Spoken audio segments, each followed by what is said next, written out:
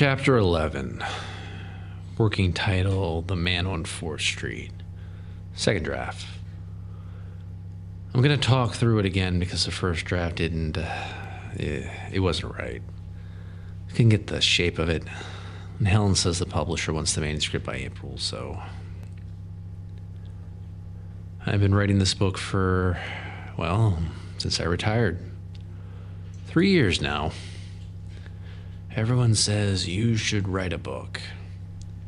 31 years on the force, you must have stories. And I do. I have stories.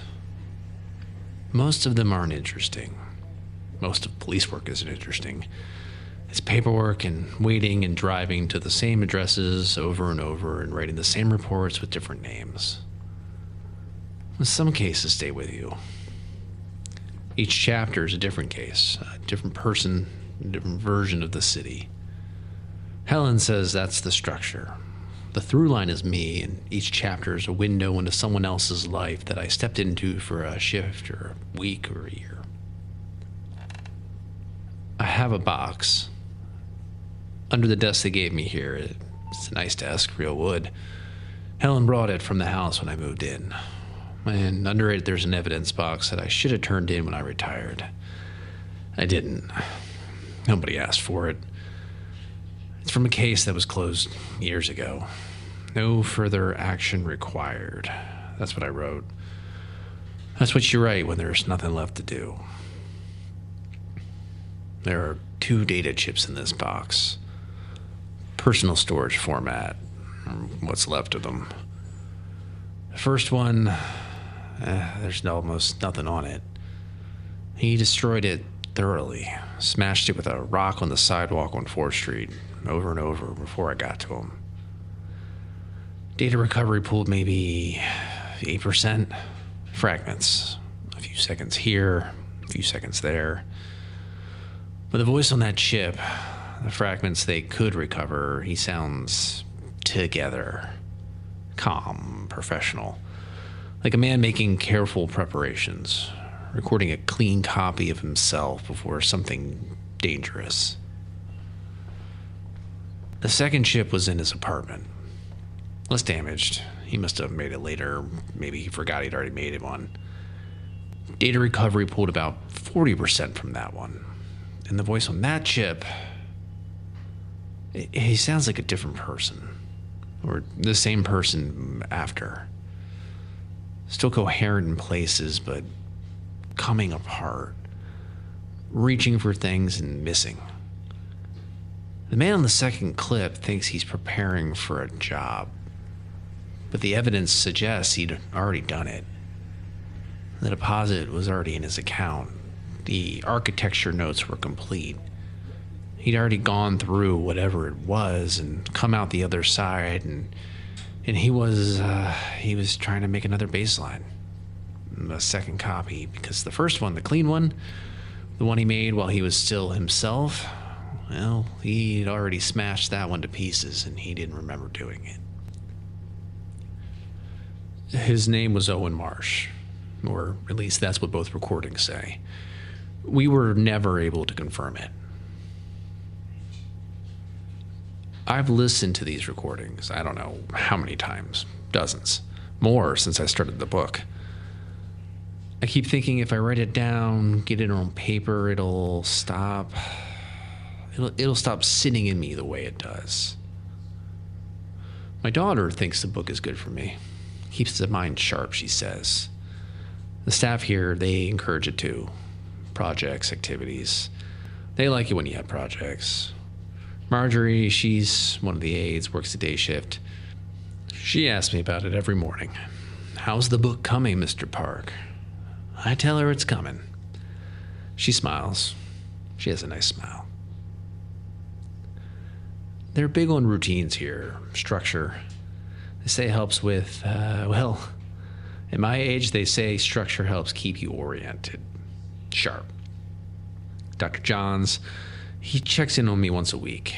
He's the one who suggested the book in the first place. He said writing about the past, organizing it, putting it in order, it's good for the memory. Helps reinforce the neural pathways. Think of it as exercise, he said. You're strengthening the connections every time you go back over the material. Funny. That's almost exactly what Marsh describes doing on the recordings.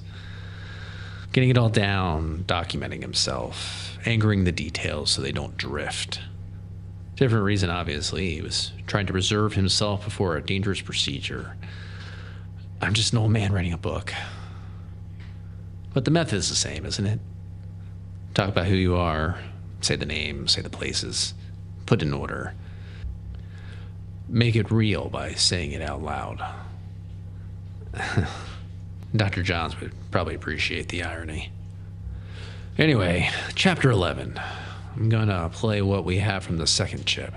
That's where the bulk of the story is. And talk through what I remember. I'll reference the first chip where it's relevant, the fragments. The second recording starts mid-sentence. When it picks up, he's already been talking for a while. You can hear it in his voice. He thinks he's settled in. He thinks he's in control.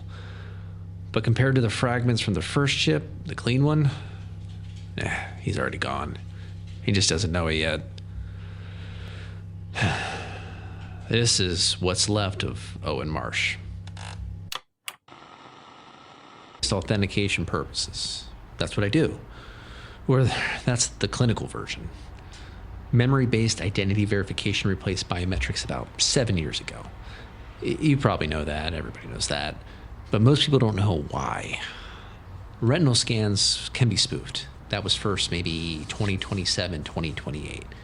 Someone figured out you could print a contact lens that would fool a scanner.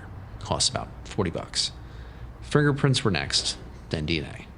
Turns out when you can synthesize a person's entire biological signature from a discarded coffee cup, biometric security stops meaning anything. So they needed something harder to fake, something internal, something that couldn't be lifted or copied or printed. Memories. Not just what you remember, how you remember them, the emotional weight, the texture, the way a memory sits in your body. Authentication scanners don't just check if you know your mother's maiden name, they check if you remember learning it. If there's an emotional context attached, a feeling, a weight, the kind of thing you can't manufacture, or couldn't for a while. I create memories for authentication purposes. That's the version I tell myself. The accurate version is that I create identities, complete ones.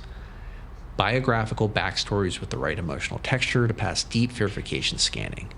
I built the weight, the context, the feeling of having lived something. And the catch, the thing that makes people like me necessary, and also the thing that... the catch is that you can't build a memory in isolation. Not one that authenticates. The scanners are looking for integration, the way a real memory connects to other memories, to emotional patterns, to you. A memory that exists on its own, disconnected from everything else, reads as synthetic. It fails. So the protocol, my protocol, is that I have to wear each identity. I have to live inside the memories I create. Hours, sometimes days. I let them integrate with my own neural pathways so that they develop the right connections, the right weight. Then I extract them and package them for my client. It's actually elegant work when it works. The human brain is extraordinary at pattern integration. You give it a set of memories and it just builds around them. Connections form. Emotional associations develop. The brain doesn't know the difference between something that happened and something that was installed. It just makes it real. The problem is extraction, taking them back out. The brain doesn't want to let go of something that's integrated. It's like, imagine you've been wearing a coat in cold weather for hours. When you take it off, there's a moment when you can still feel it, the weight on your shoulders, the warmth. Your body remembers the coat even after it's gone. That's what happens with installed memories. You extract them, you package them, you hand them off to the client, but the impression stays, the ghost of it. Usually it fades, a few hours, day at most. You go back to yourself. Usually.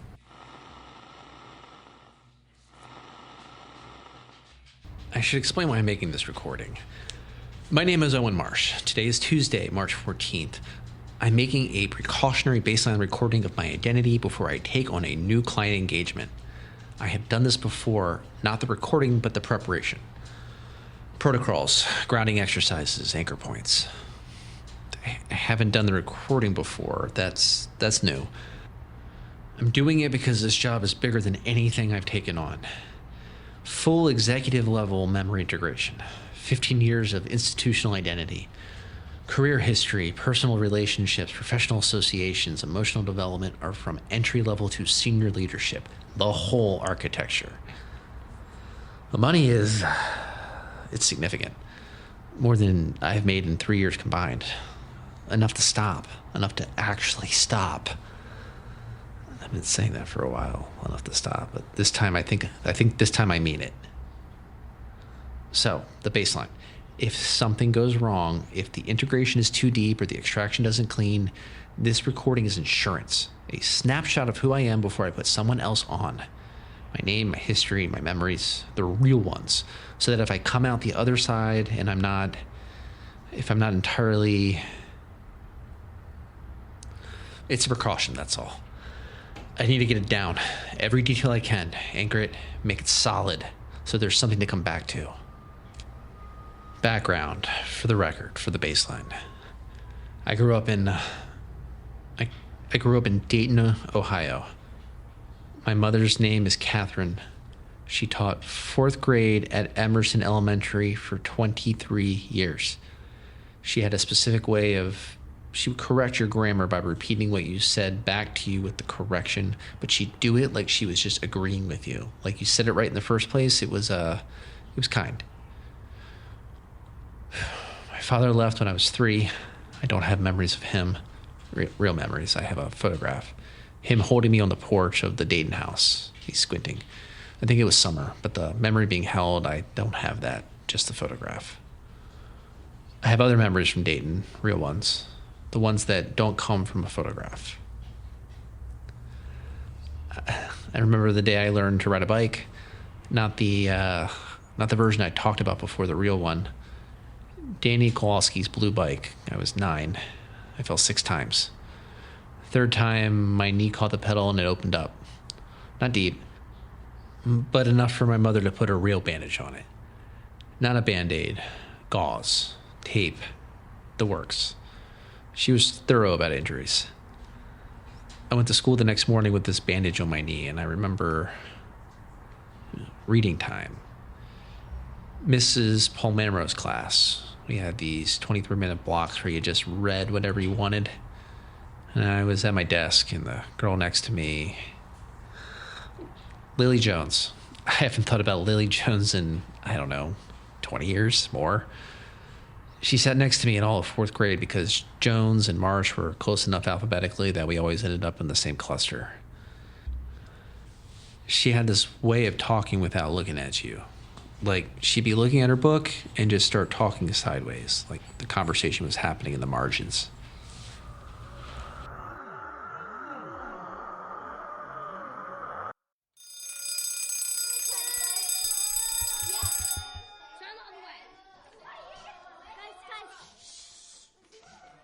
What happened to your knee? I fell off a bike. Whose bike? Danny Kowalski's.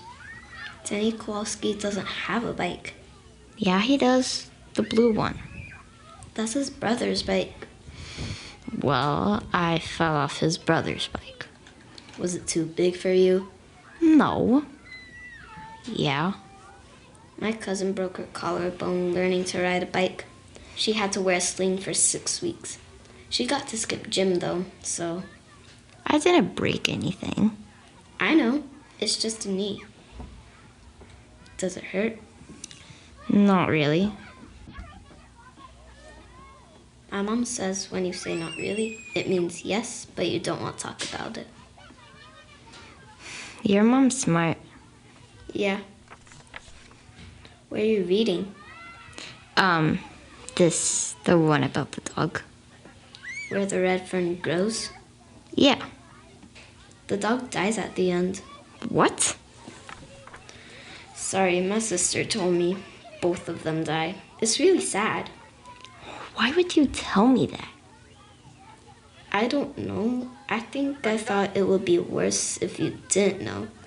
Like you got attached and then it just happened. I think it's better to know even if it's sad, don't you think?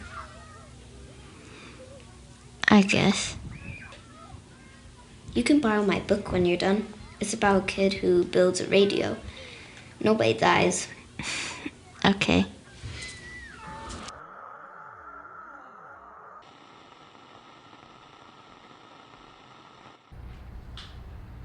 Lily Jones. She moved away at the end of that year. Her family went to Portland, I think, or Seattle. Somewhere with rain.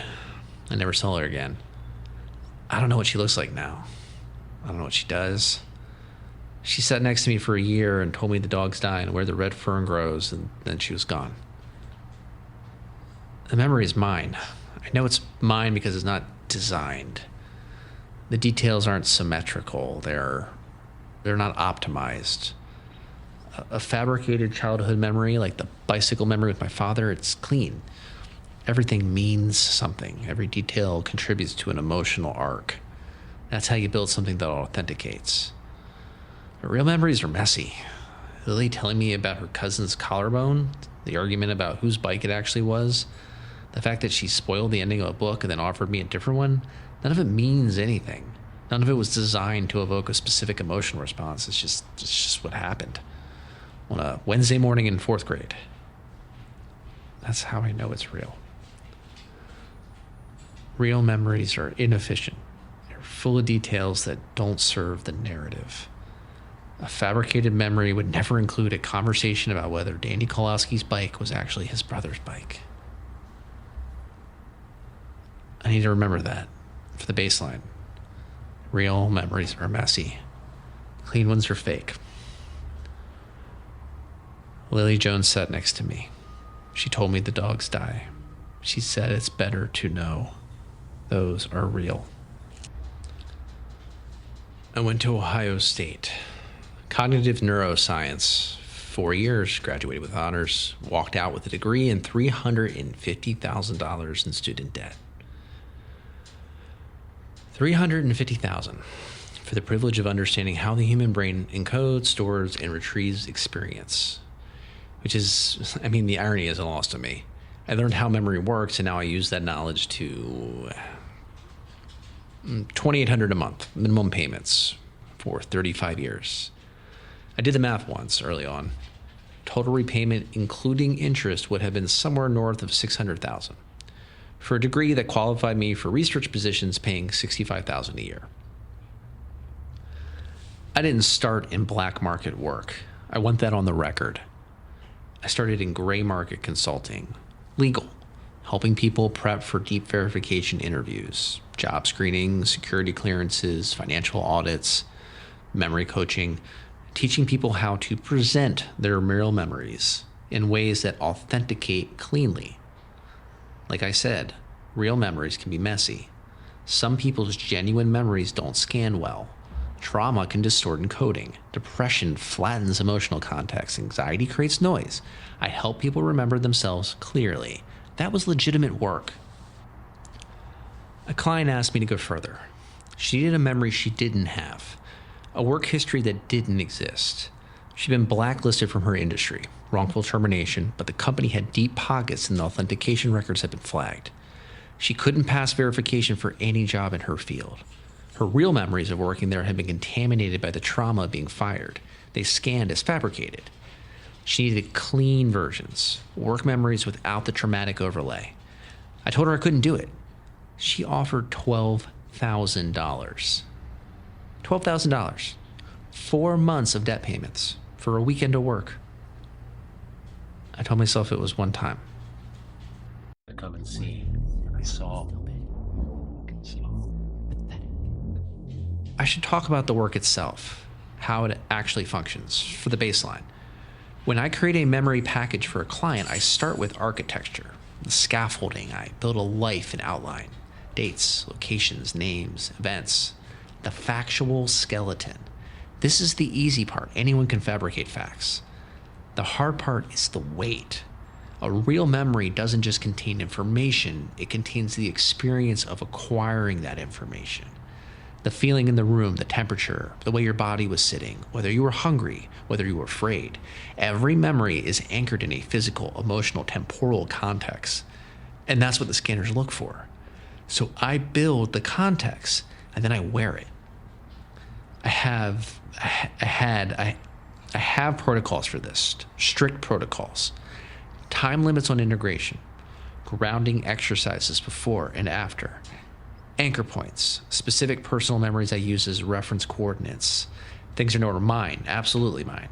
I check them before a session and I check them after. If they're intact, I'm intact. The protocol is install the client package, integrate for the minimum viable period, usually 4 to 8 hours for a standard identity, then extract, ground, verify anchors, move on. Don't dwell in it. Don't let it settle. For years, this worked. I was good at it. I am good at it. The packages I create authenticate at a higher rate than anyone else in this line of work.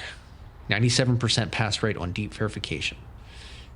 Industry standard, if you call it an industry, is about 80%.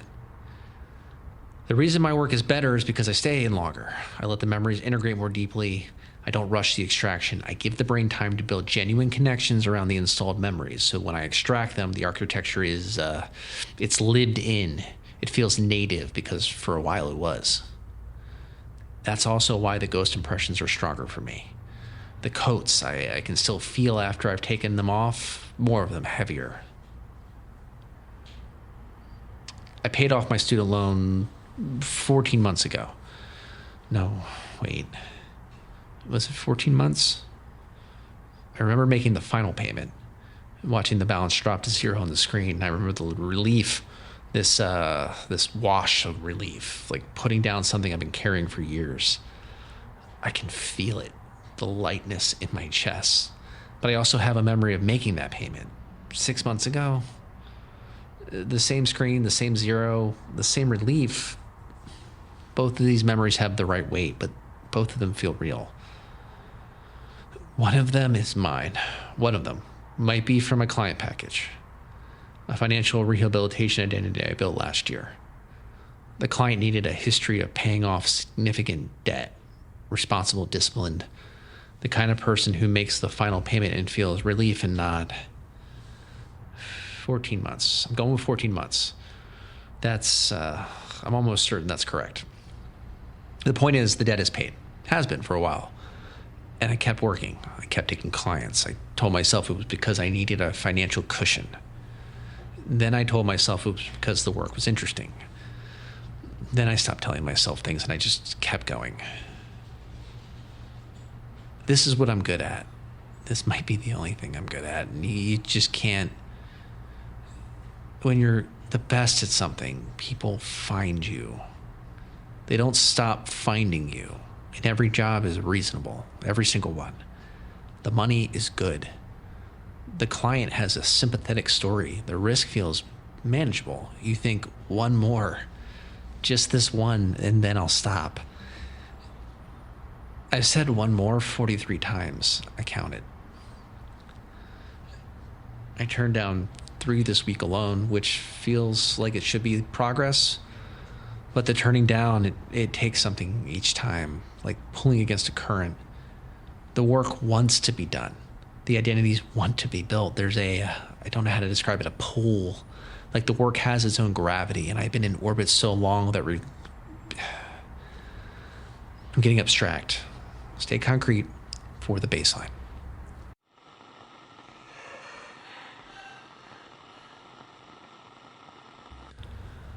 I gotta slow this down. I should document the warning signs for the baseline. So whoever's listening to this, so if I'm listening to this on the other side of the job, I'll know what was already happening before I went in, what was already compromised. 3 weeks ago, I was at a coffee shop, the one on Alder Street with the green awning. I ordered a cortado with 2 sugars. I don't take sugar in coffee. I never have. I don't like sweetness in hot drinks.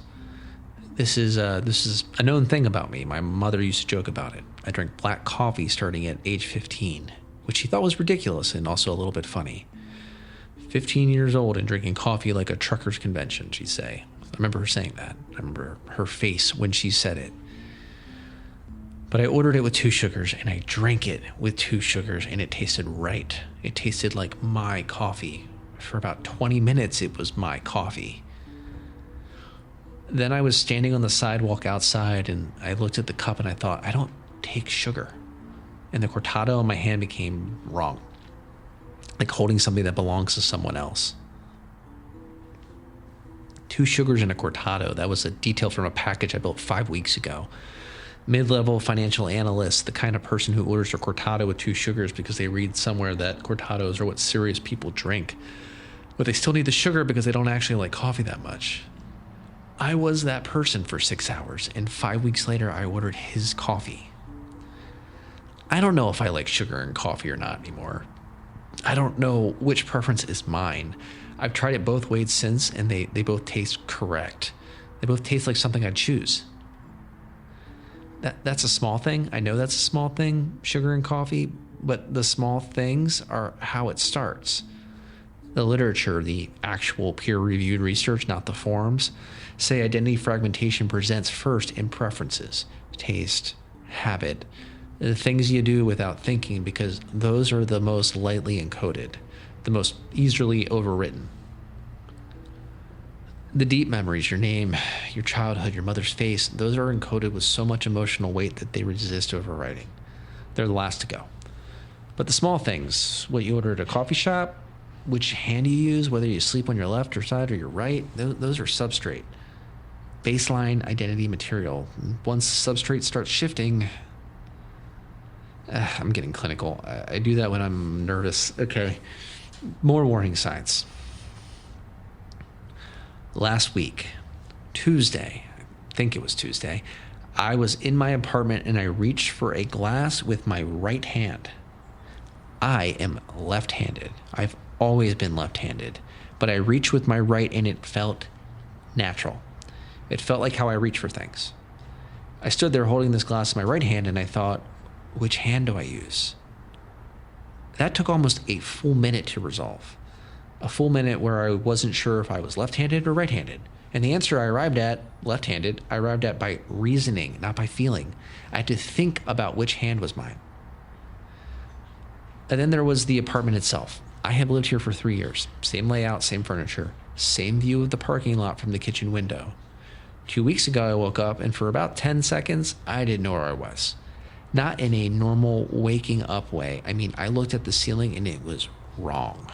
The wrong ceiling. I was expecting, I don't know what I was expecting, a different room, a different life. 10 seconds, and then it resolved and I was back. Owen Marsh apartment, 4C, kitchen window, parking lot. But for those 10 seconds, I was someone else and I don't know who.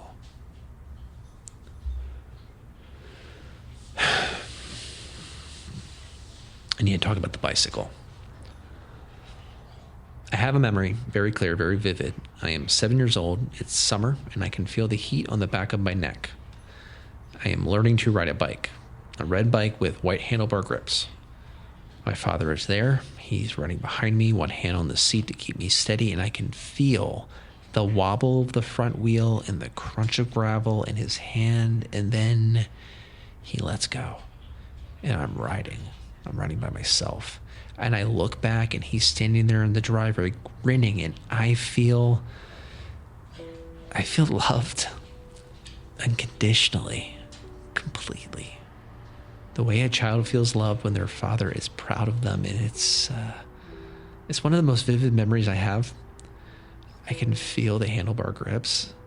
The rubber was slightly tacky from the heat. I can feel the wind and the wobble. In the moment where everything's balanced and I was just going.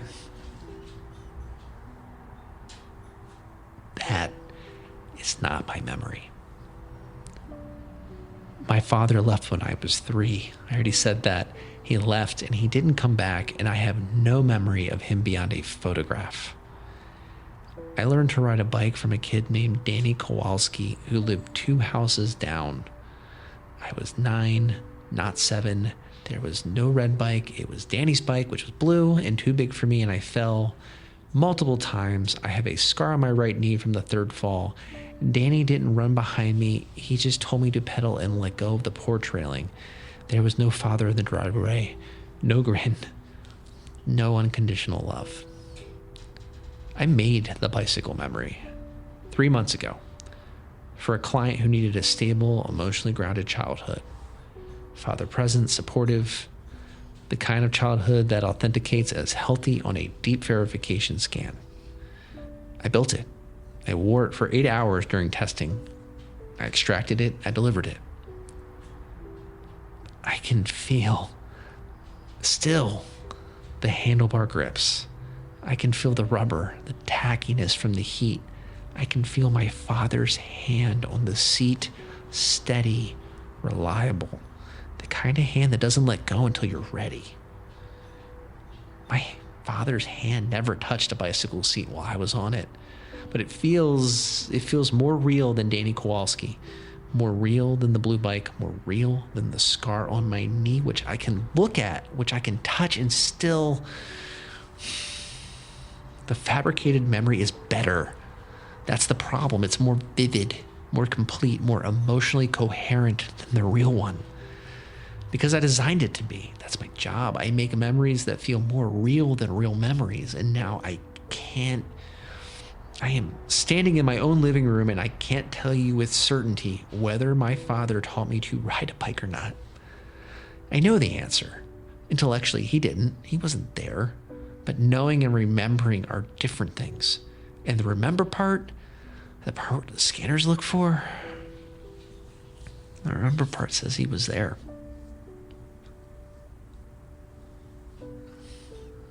How many of my memories aren't mine? I've done the math on this too. I've built over 200 identity packages in 5 years. Each one contains somewhere between 30 and 100 discrete memories with full emotional encoding. That's at minimum 6,000 memories I've worn. 6,000 lives I've tried on. How many left ghosts? How many ghosts have I been living in without noticing? I don't know. That's the honest answer. I don't know.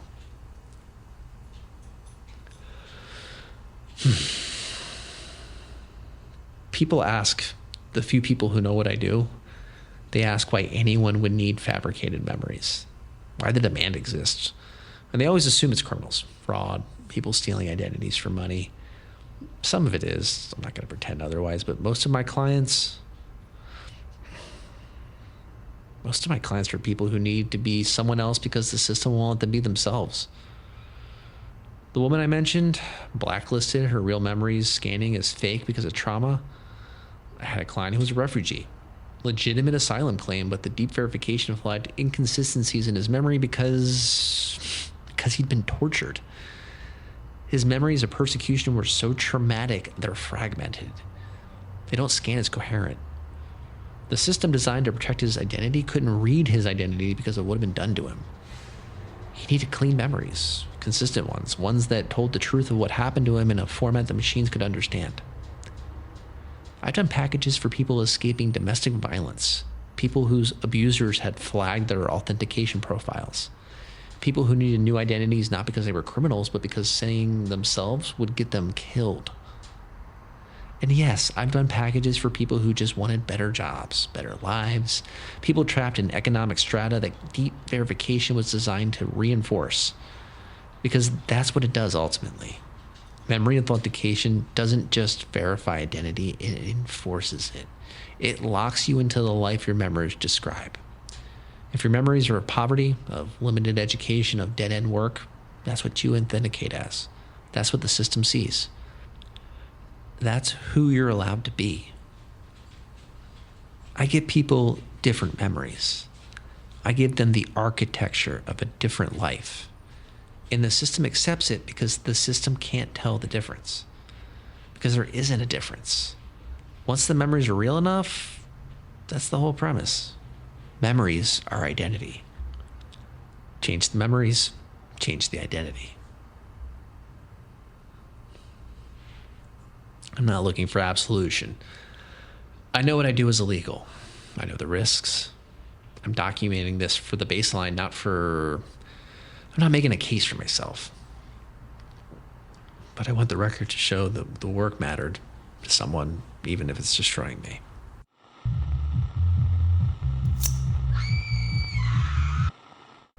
The client, I should talk about the current client.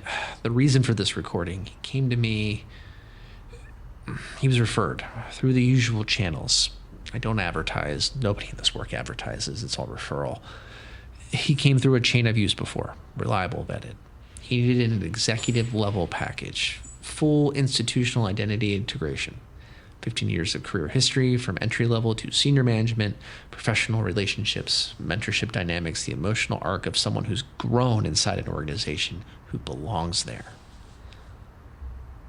Law enforcement. The client's target sector was law enforcement, public sector, institutional identity. He needed to authenticate as someone with a long career in a department, the kind of person who worked cases, walked beats, handled the daily grind for over a decade. That's who's earned their position. This isn't a weekend job. This is the architecture alone takes weeks. A law enforcement identity is one of the hardest packages to build because the memories are so specific. It's not just knowledge of procedure, it's remembering procedure. The feel of a radio in your hand, the weight of a duty belt, the way fluorescent light looks at 3 a.m. in a precinct, the smell of a squad car, the specific physical bodily experience of doing that work for years, every day. The way it grinds you down, the way you learn to file things, to see something terrible and file it and keep going. That kind of memory, the accumulated weight of years of institutional service, it requires deep integration, days, not hours, multiple sessions. I'd have to live at this person, feel what they feel, carry what they carry, and then extract it and hand it over and go back to being whoever I am. The money he offered, it's enough. It's enough to stop working, actually stop. Pay for the treatment I need, if I need it, disappear for a while, come back as just myself, whoever that is at this point. I turned him down. I think I turned him down. I remember turning him down. I remember sitting in this apartment at this desk and saying, I can't take this on, not right now. I am not stable enough. But I also remember agreeing. I remember saying yes. I remember the handshake, digital, not physical, through the referral chain. And I remember I remember starting the architecture. I have notes somewhere. I think I have notes. The client, he was specific about certain details. He needed memories of specific cases, not real cases, fabricated ones with the right weight. The feeling of solved something, of having been good at the work. And personal details, the kind of life that develops around a career, relationships, habits. The way a patrol officer's wife learns to read his silence when he comes home. The specific... What day did I say today was? Tuesday? March 14th? That didn't feel right. It felt right when I said it. It felt like Tuesday, but now there's a notification on my phone. Banking app. I don't remember opening my banking app. I don't remember... How long have I been recording? I need to check something. There's a deposit. I don't know this amount. This is the advance for the executive package. Did I take the job? I don't remember taking the job. But I remember doing the job, or pieces of it. I remember architecture. I remember building the scaffold, a career in law enforcement, patrol, years of patrol, the weight of a duty belt, the sound of a radio. I remember... No, wait. Am I remembering the work, or am I remembering a memory I built for someone else? Both feel the same. That's the whole problem. They feel the same. The memory of doing the work and the memory I created as part of the work, they have the same weight, the same texture.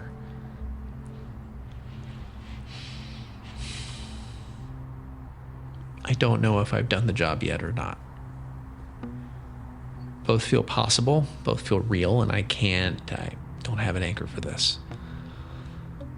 My protocols, I'm supposed to check my anchor memories before and after integration. But if I've already started and I don't remember starting, then I've been integrating without grounding, without extraction protocols, without...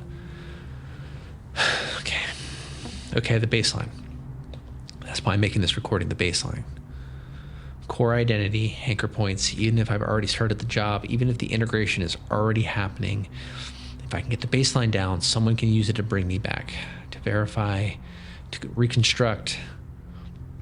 I need to get it all down. Every detail, say the name, say the places, anchor it, make it real. The anchors, and I need to record the anchors.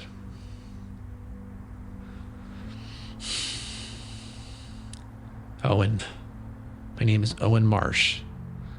My mother's name is Catherine Marsh. She taught 4th grade at Emerson Elementary. I grew up in Dayton, Ohio. I am left-handed. I don't take sugar in my coffee. I have a scar on my right knee from falling off a bike when I was 9. A blue bike, Danny Kowalski's bike, not a red bike. There was no father in the driveway. There was no father. I graduated from Ohio State with a degree in cognitive neuroscience. My student loans totaled $340,000. I paid them off 14 months ago. 14, not 6. I live in apartment 4C. The window overlooks a parking lot. The ceiling is white with a water stain in the northeastern corner that looks like a dog or a boot. My mother said it looked like a boot. I said a dog. These are the things that are mine. These are the coordinates. The rest of it shifts. If I come out of this and the substrate is compromised, start here. These are the things that should stay consistent, constant. If you're listening to this and I'm not, if I can't, please try to bring me back. Use the anchors. Use whatever's left. Even if it's only 40, 30%. Please try.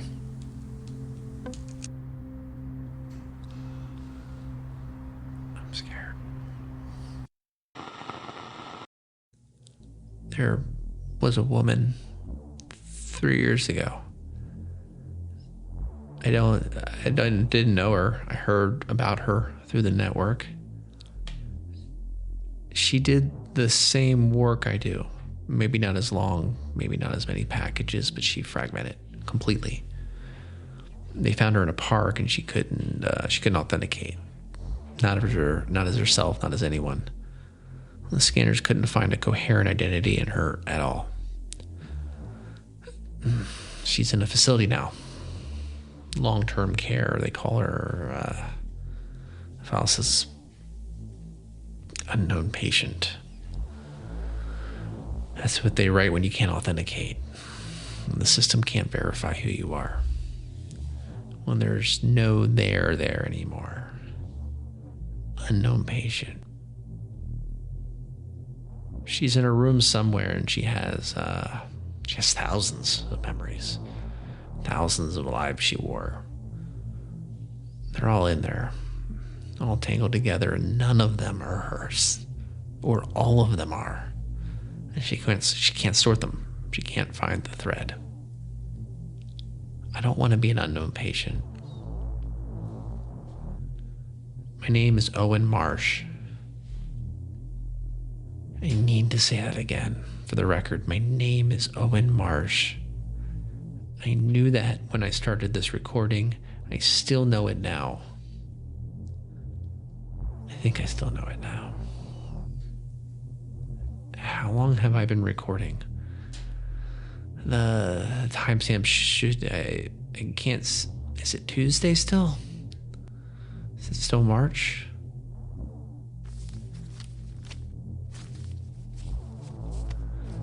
The chip, where's the recording? It's still on the chip. The chip, it's here. I have it. I'm holding it. Is it baseline? This is how I bring me back. This is the only way unless the integration, What if there's nothing left to come back to? What if the anchors are? What if Catherine isn't? What if Dayton isn't? What if Owen isn't?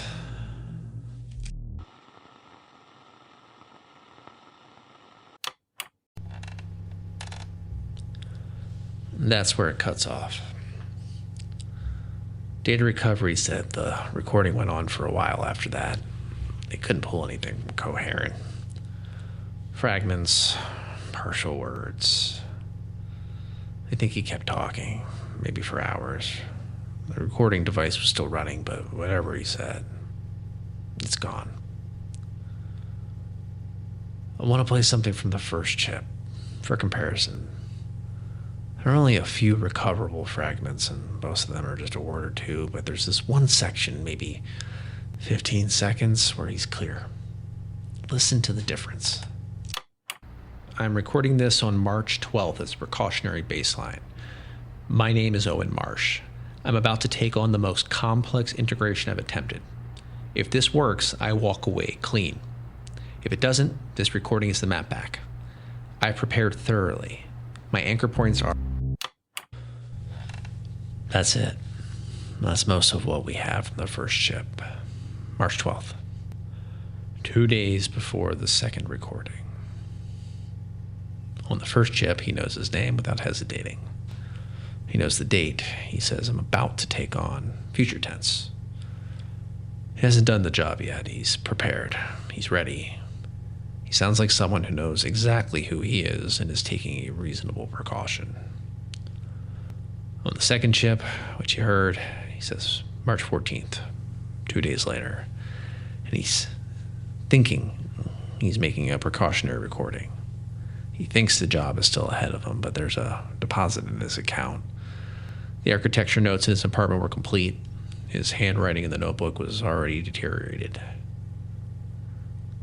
The first chip was the real insurance, the clean copy, made while he was still himself. And at some point between March 12th and when I found him on the 25th, he destroyed it.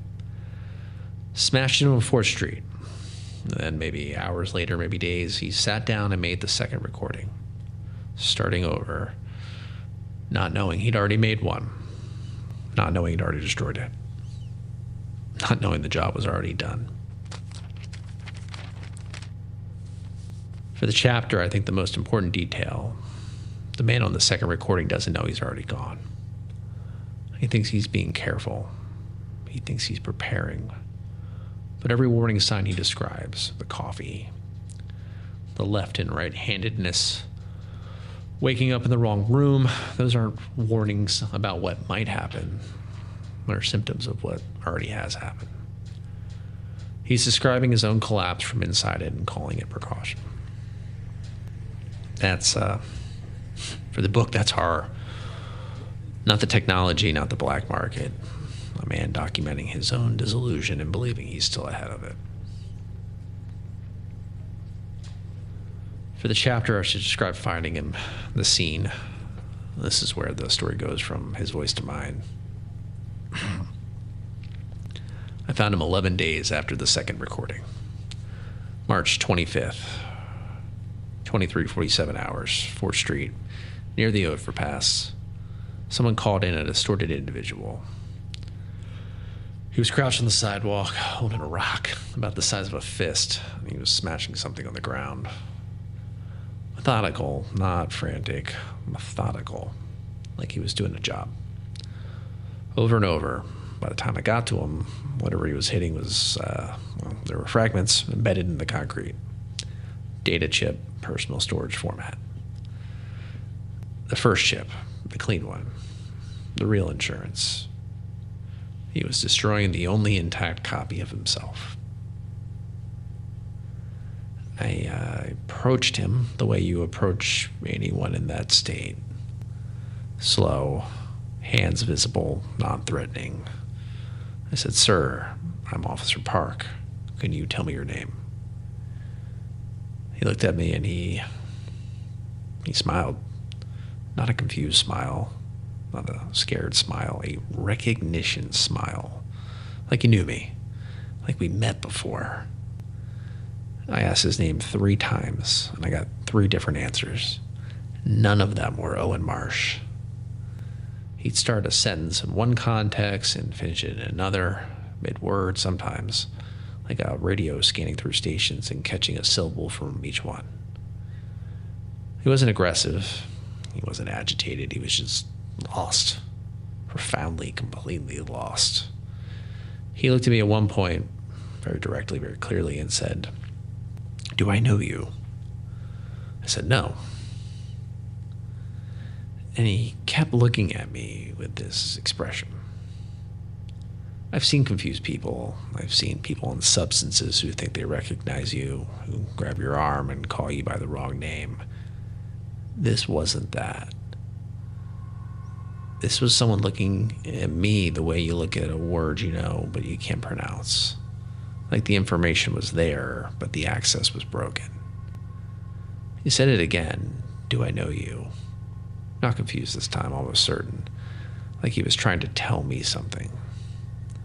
I said, "No, sir, you don't know me."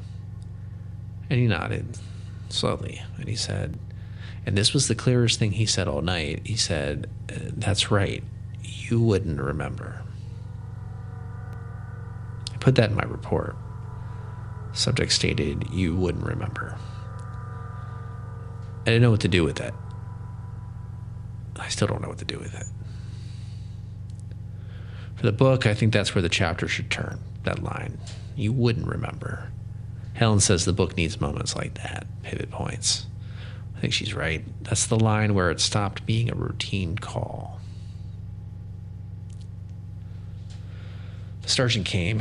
He'd seen fragmentation cases before, said they'd been picking up more in the last year. There was a protocol, specific facility, specific intake process. They took the man to St. Michael's. I should explain how they handle fragmentation patients for the book, because it's relevant to what happened after. When someone fragments, when the identities bleed together and original substrate is gone, the standard treatment protocol is stabilization. You don't try to find the real person underneath. You can't.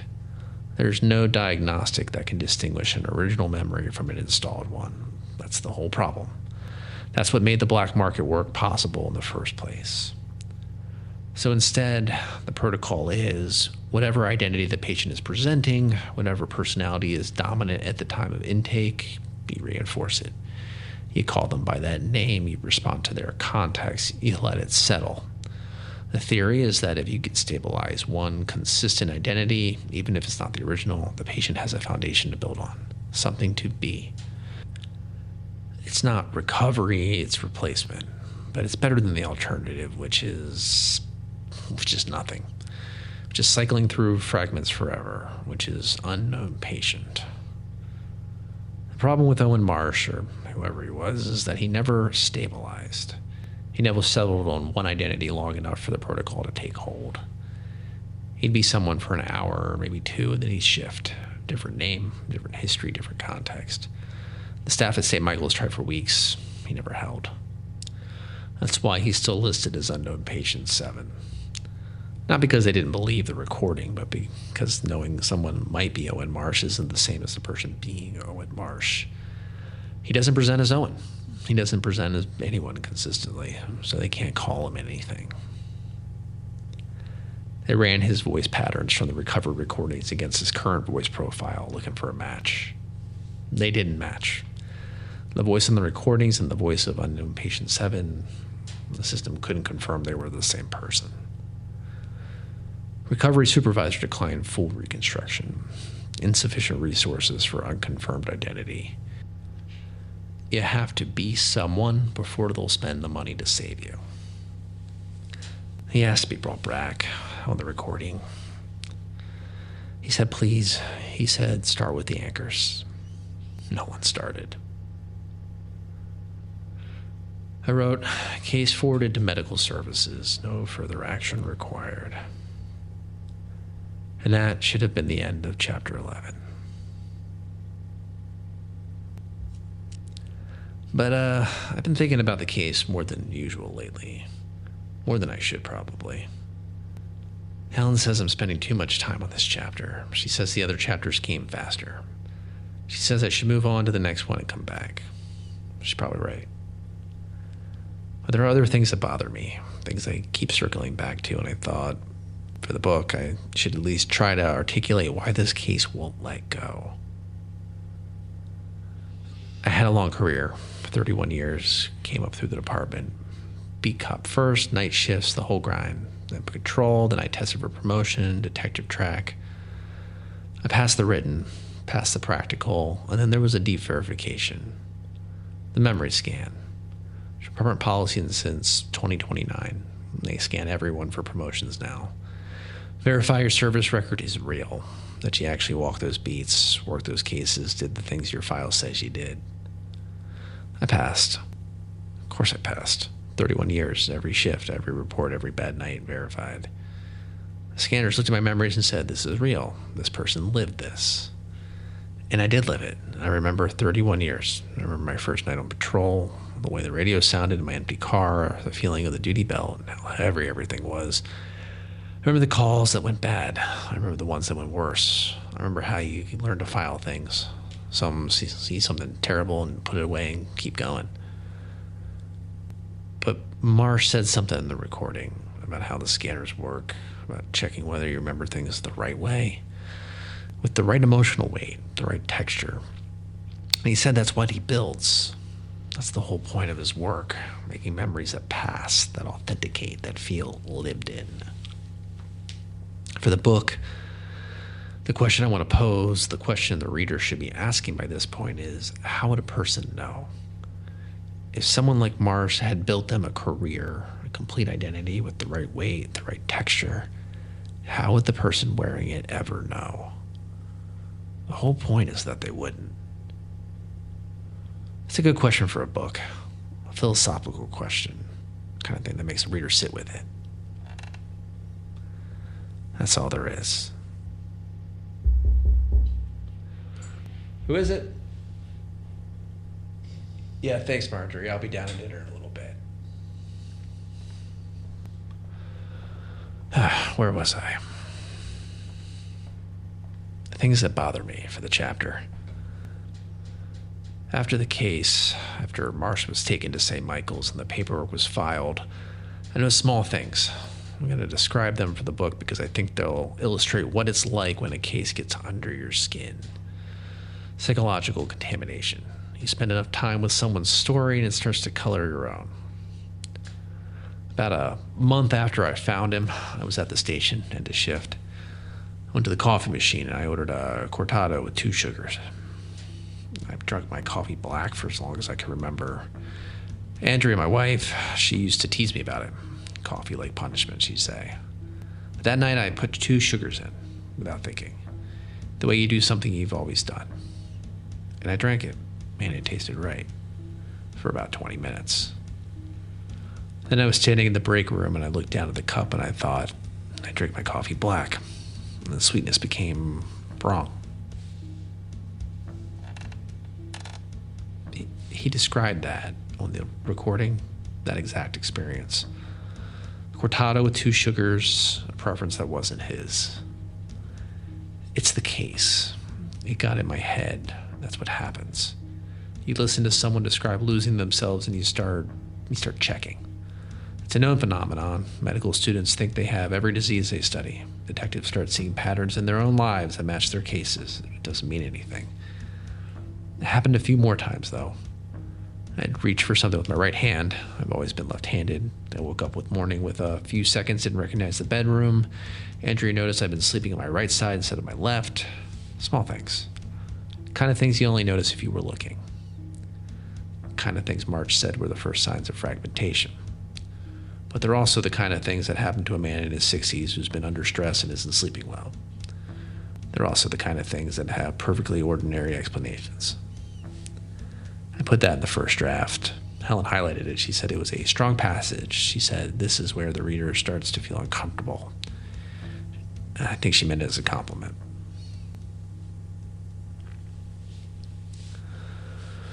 I searched Marsh's apartment. Standard procedure. The apartment was neat, organized, the kind of place someone has lived in carefully. There was a notebook, handwritten client notes. The handwriting deteriorated over the course of it, precise at the start, nearly illegible by the end, like watching someone's signature change over years, but compressed into months. One of the last readable entries was a client code, LP, next to a package description. Institutional 15-year patrol to detective track, deep verify priority. And next to it in different ink, a 4-digit number. It was not my badge number. My badge number was 3382. The number in the notebook was different. Close, 1 digit off, but different. LP could mean anything. Late payment, legacy package, local precinct, initials for a name I don't know. My name is James Park. For the book, I've written this section 3 times. Helen says I keep pulling back. She says the chapter needs to commit. She means commit to the ambiguity. Let the reader feel it. Don't explain it away. Don't reassure them. And I keep explaining it away. I keep reassuring. And I don't know why I do that. I went back to his apartment after the case was closed. I don't know why.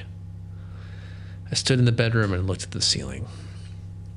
Northeast corner, there's a water stain. It looks like a boot. He said on the recording, his mother said it looked like a boot. He said it looked like a dog. And I stood there and I looked at it, and before I choose, it looked like a boot.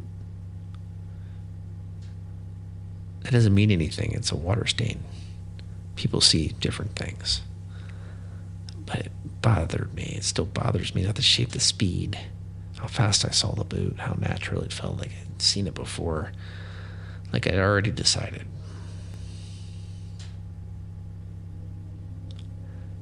My name is James Park. Badge 3382. 31 years of service. Retired. I was born in Renton, Washington. My wife's name is Andrea. My daughter's name is Helen. I drink my coffee black. I'm left-handed. I sleep on my left side. There are... I'm doing it again. I keep... It's for the book. Everything is for the book. You write a memoir. You go through your life. You check the details. That's all this is. Old man checking his details. Marsh is at St. Michael's. On no patient 7. Has been for years now. Never stabilized, never settled on one identity long enough for the protocol to work. The chips were destroyed, or mostly destroyed. Data recovery pulled what they could, what you just heard. He asked to be brought back. Nobody came. A sergeant, before he retired too, told me someone new was working that area of 4th Street. Same line of work. Said they'd figured out how to avoid what happened to Marsh. Better protocols, safer methods. That's what Marsh said too in the recording. That he had protocols, that he was careful. I'm gonna put these chips back in the box. I'm gonna finish this chapter and I'm gonna give it to Helen. She's gonna tell me it needs more work, and I'm gonna keep working on it because that's what you do. You have a project, you work on it, and it keeps the mind sharp. That's what they tell me anyway. Case 2847-9B, Officer James Park, badge 3382, retired. No further action required. My name is James Park.